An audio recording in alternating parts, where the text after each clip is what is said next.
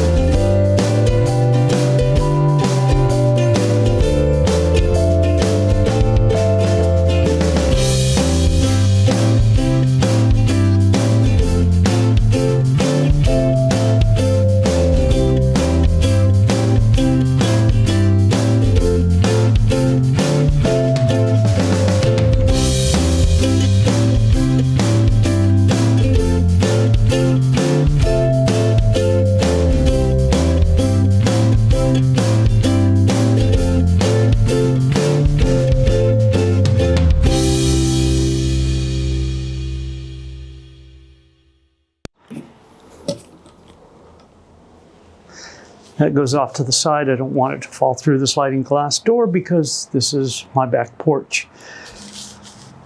I have two. I love vintage lenses. What I'm shooting on here is, I think this is the Hanamar again, I think. And over here, I'm shooting on my D800 with one of my vintage 50mm. It's a Nikkor. And I forgot that, why don't I just get some adapters to shoot on the R50V that I'm shooting on. You might see flies flying around back here. We're having an infestation and we don't know where they're coming from. This video started completely different. All I really wanted to shoot a comparison for was this 600 F11 and my 600 F4. And I wanted to shoot them for Hummingbirds. I shoot Hummingbirds for two reasons. Number one, I absolutely love Hummingbirds, and because it challenges any autofocus camera, it challenges all of them. So that's why I go and I shoot there. I'm hoping that this Nikon that is only shooting in 1080, it looked like it was in focus and it was recording, so I hope it's cool. There's actually a Hummingbird that's sitting right there. And when I was shooting in Cambria, California, I had the 100 to 500 on this R50. And one of the comments, and comments actually spur me on to think about other things. One of the comments was, oh, it's easy to get good photos with $2,800 lens, whatever they're going for, and everything seems to be full price, overpriced. This, when I pulled it up earlier today, this little 600 F11 lens is right now 800 bucks, whereas my Canon 600 F4 version 3, which is the same as the RF, it's just the mount is different, is currently almost 15,000. Holy moly. Wow. I think when I bought it, it was 13, so my mind is blown up. So I figured, you know what? Let me go shoot this early in the morning, poor light. I'll shoot this one first, and then I'll shoot the 600 F4. And I'll do video later. The problem is I got so caught up just in being in the moment and the fun I was having with this. I only put the 600 F4 on for a little while, and then I went back to this. So I've been shooting the last 2 days with this, and I have many, many thoughts with this in poor light, the control. So let me show you, let me start the video, and I'll come back to you guys in a minute, okay? Well, it won't be a minute, it'll be a couple of seconds because this is video. And I have a feeling that this one's gonna be long, so I will have chapter markers down below. You're welcome to skip around. My email is down below if you do have questions. I like the comments, I like thumbs up. Again, the Nikon D800, this one is really, really dying, and I feel so, the buttons were sticking when I was setting it up. I had to remember how to do it too. And the Canon R50V, I'm shooting in log 2, right, 4K. Everything is at 30 frames a second. Both are at f5.6. All the video is being recorded to the Canon R50V. So this is my opener. Now let's start the video.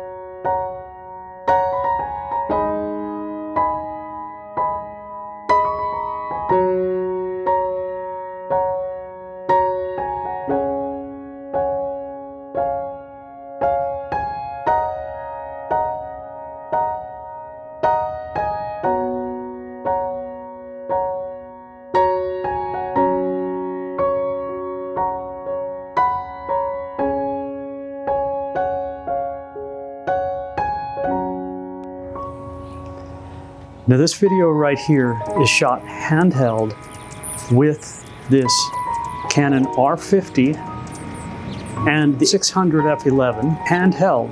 The stabilization is pretty awesome. For video, it's just image stabilization since there's no ALBIS in there.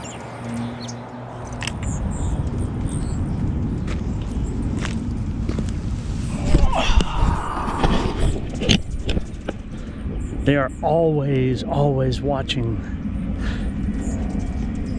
In the viewfinder, yes, the photos look a lot more amazing with this big lens, but so is the price tag. I won't know until I get home. And there's one more place I want to shoot. It might be today, it might be tomorrow, or it might not happen. I don't know. I've noticed a difference in the way the lenses behave, or the with the extension tubes on there. This one allows me to focus really close, which is pretty cool. The focus, I still only have 1/10 of the control that I would have as far as focus and focus points go if I was using the R7. But there's a difference in price. If it were up to me and I was getting a new camera, I would spend the extra money and get the R7 just for the control, or wait for the R7 too. But even still, this one is a lot of fun, man. All right, I think I need to go shoot someplace else for a little bit.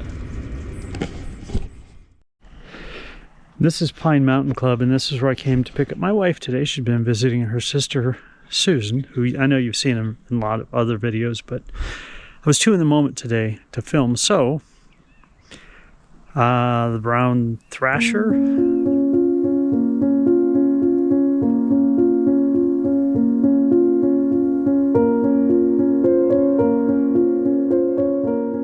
I think that's what I shot. A chickadee, a squirrel, just being in the moment. So I'll talk to you guys in a few minutes. Well, video time, it'll be in 1 second right now.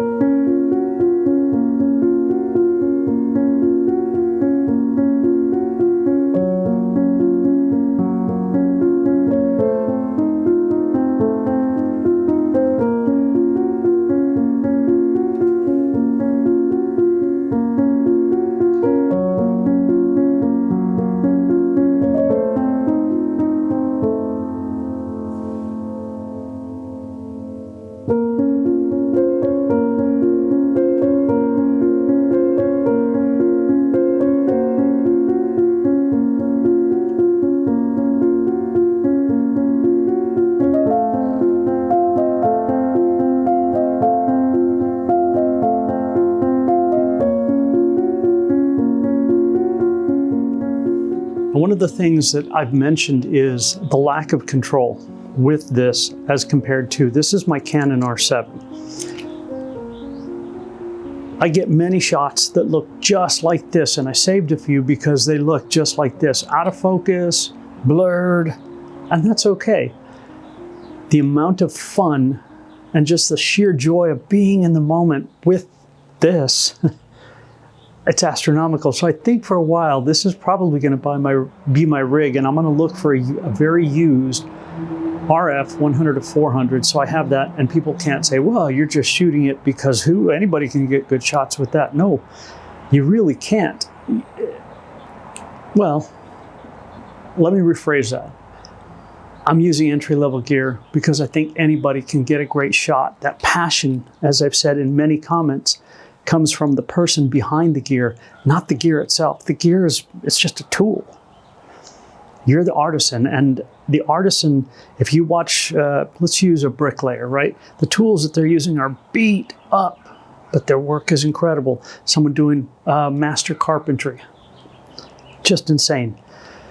So on the back of this Canon R50, I have really one button, and it's for autofocus. I like back button autofocus. So I miss a lot of shots. It locks onto the eye and it does a really good job. The Canon R7, the reason I recommend this over any of the others is this is pretty much pro level control, right? One button over here I have set just to focus, and the other is eye tracking. And about 99% of the time, it just locks right onto the eyeball. So I get what I'm shooting. Even if something is buried deep in a bush, I still get my photo. And I'm gonna ramble around a little bit. I forgot all my notes inside, but I was writing them as I was editing the photos and downloading and looking. Are they all perfect? Absolutely not. Many of these with this push, that 8 ISO, I shoot in auto ISO, and I don't watch the ISO too much unless my photo looks dark and I realize I'm at my max of 12,800. And I don't mind shooting at that. To these modern cameras, this Nikon D800 with the modern software, I'll let it go into the thousands a little bit more, but it used to be it was just 400. Times have changed, so I try and keep up with those changes. I don't watch the ISO. I'm just watching the sheer fun that I'm having, and I edit my photos only in Lightroom. I don't use the other programs for denoising or sharpening that a lot of photographers do, and there's not a problem with that.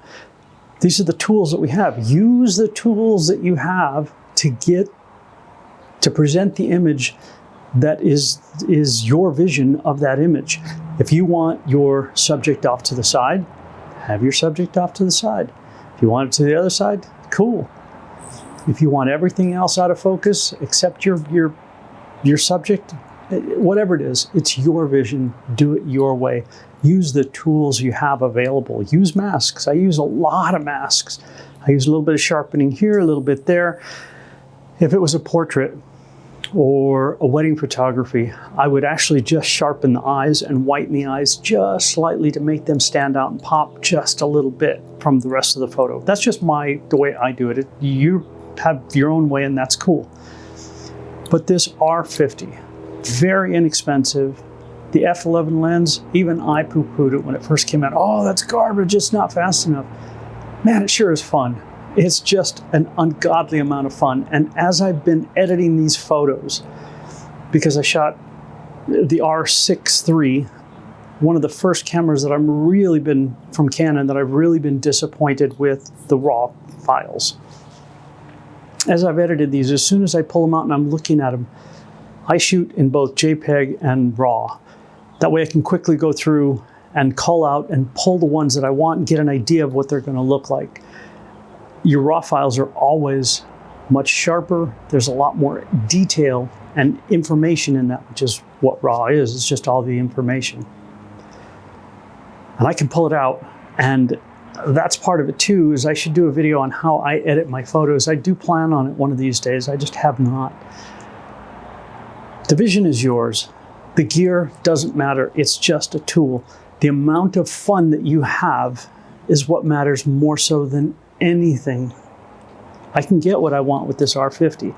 And when I put the raw photos into Lightroom, and I'm looking at the depth in the raw files, man, that's just so much gorgeous, beautiful color. It's deep, it's rich, which is what I've always liked about Nikon and their photos. To me, they just didn't have the same autofocus that Canon did. So Canon for me was almost a compromise, but I can push the sliders a little bit and get that beautiful, deep, rich color. Whereas when I was shooting Sony, I was pushing all the sliders trying to make it look close to a Nikon and never got there because their raw files, they're just flat. There's nothing to them. They're digitally sharp, but they're flat. So anyway, that's just my 2 cents and my 20 minutes. Thank you for letting me share my time with you. Thank you for sharing your time with me. Email me. I love the comments. I do answer my comments. I do them every other day, I think, a lot, because there's so many other things going on. As everyone has going on in their life, I'm nobody special, and I'm not going to pretend that, oh, I've got so much going on. I don't. Life goes on. I want to spend time with my wife and the dogs, and that's what I do. And the fun that I'm having is priceless, man. Life is short. Live it today. The only thing I ever ask, since I'm not hawking anything, I have rental links down below. I get a couple of points I can put towards another rental, and you get a couple of dollars off. Then you send your points to somebody, you get a couple of points, they get money off. But it's a win-win situation, only because you get to try gear that you may not have otherwise have tried. This is not AI, you can tell, because I'm stuttering and I'm trying to remember all of my notes that I had written down, a whole page's worth. Enjoy every moment. You're the artisan behind the lens. Present whatever it is that works for you. Branches in the way, branches not in the way. You're going to get garbage that looks like this. We all do. It happens. You're going to get photos and you're going to get home and think, these are all garbage. Dump them all. You're not shooting film. It's okay. Have fun. The only thing I ever ask, of course, is a thumbs up. Thumbs up, please. It helps out the YouTube algorithm. And if you've made it all the way down to the end, again, thumbs up, please. I ask that at the end because I forget at the beginning. And I'm more excited about the sharing, not hawking anything, just sharing the process. I'm happy to help in any way I can. All right, thank you. I appreciate it. Have a fantastic day, whatever it is you're going to do. JonnyPink. We'll see you guys.